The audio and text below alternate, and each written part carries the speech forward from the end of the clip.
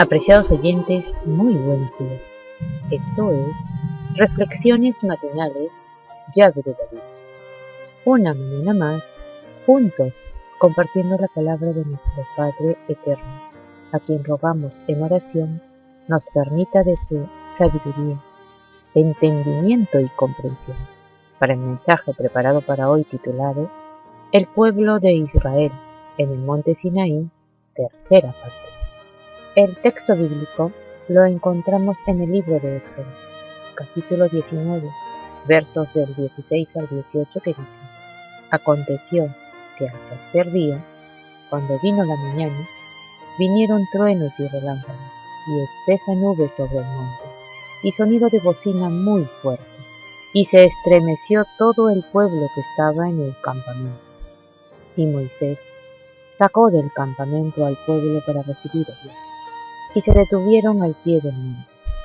Todo el monte Sinaí humeaba, porque Yahweh había descendido sobre él en fuego, y el humo subía como el humo de un horno, y todo el monte se estremecía en gran manera.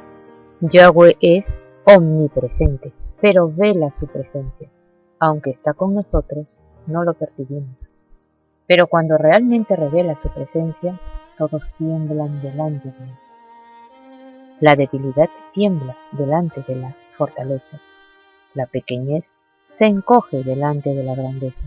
El hombre finito se vuelve insignificante en la presencia del infinito. Es la conciencia del pecado lo que hace que el hombre tiemble delante de un Dios santo. La corrupción se acobarda ante la integridad, la depravación moral ante la pureza absoluta. Moisés, volviendo al pie del monte Sinaí, en obediencia a la orden del verso 10, instruyó al pueblo en cuanto a la preparación para la promulgación de la ley. Al mismo tiempo, debe haber ordenado la construcción del cerco que había de mantener al pueblo apartado del monte. Yahweh emplea diversos métodos para revelarse al hombre. A Elías vino como un silbo apacible y delicado. Usó de visiones con el profeta Daniel y el apóstol Juan, y habló a los discípulos directamente mediante su Hijo. Dios se apareció a Pablo en una visión de éxtasis, en la cual el apóstol oyó palabras inefables que no le es dado al hombre expresar. En el Sinaí, donde Dios quería impresionar a todos con la importancia y majestad de su ley, como la constitución de su reino espiritual, aparece con grandeza aterradora. Es evidente que el campamento mismo debe haber estado a alguna distancia del pie del monte, con un espacio abierto entre las primeras tiendas y la barrera que Moisés había erigido cerca de la montaña. Moisés dirigió ahora al pueblo a ese espacio vacío, colocándolo así en el límite de su osadía para aproximarse ante la presencia divina. Tan aterrador era la escena, con el monte cubierto de humo, y tan temible el sonido de la trompeta, que Moisés no pudo permanecer silencioso.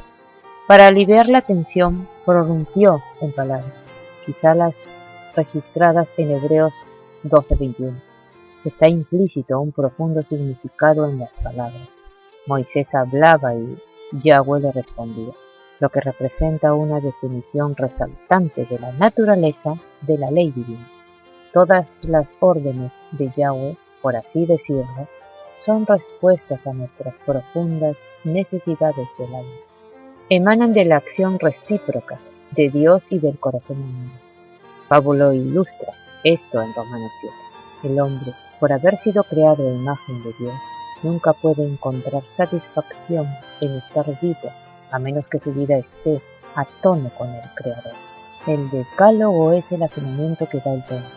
No es sencillamente un código que expresa la voluntad y la soberanía de Dios. Es también un instrumento de instrucción espiritual para ayudarnos a vivir como Dios quiere que vivamos. En los versículos finales del capítulo 19, el pueblo y los sacerdotes otra vez son amonestados a no pasar los límites. Esta repetición sugeriría que hubo quienes no tomaron en serio las restricciones, sino que estuvieron dispuestos a traspasar los límites para atisbar irreverentemente la gloria de Dios. La santidad de una función no significa por sí sola santidad en el individuo que la cumple. Los ministros de Dios no reciben ninguna inmunidad especial contra la iniquidad, como lo demuestran con frecuencia las Escrituras. Cuando se manifestó la presencia divina en el Sinaí, la gloria del Eterno era ante la vista de todo Israel como un fuego devorador. Pero cuando venga el Mesías en gloria con sus santos ángeles, toda la tierra resplandecerá con el tremendo fulgor de su presencia. Nunca desde que se creó al hombre se había presenciado semejante manifestación del poder divino como cuando se proclamó la ley desde el Sinaí. En medio de las más terríficas convulsiones de la naturaleza, la voz de Dios se oyó como una trompeta desde la nube. El monte fue sacudido desde la base hasta la cima, y las huestes de Israel, demudadas y temblorosas, cayeron de hinojos. Aquel cuya voz hizo entonces temblar la tierra, ha declarado: aún una vez, y conmoveré no solamente la tierra, sino también el cielo. Cuando Moisés regresó de su encuentro con la divina presencia en el monte, donde había recibido las tablas del testimonio, el culpable Israel no pudo soportar la luz que glorificaba su semblante. ¿Cuánto menos podrán los transgresores mirar al Hijo del Altísimo cuando aparezca en la gloria de su Padre, rodeado de todas las huestes celestiales, para ejecutar el juicio sobre los transgresores de su ley y sobre los que rechazan su sacrificio expiatorio? Pero en medio de la tempestad de los castigos divinos, los hijos de Dios no tendrán ningún motivo para temer.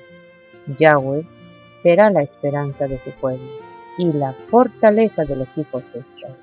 Apreciados oyentes, que Yahweh nos bendiga. Hasta mañana.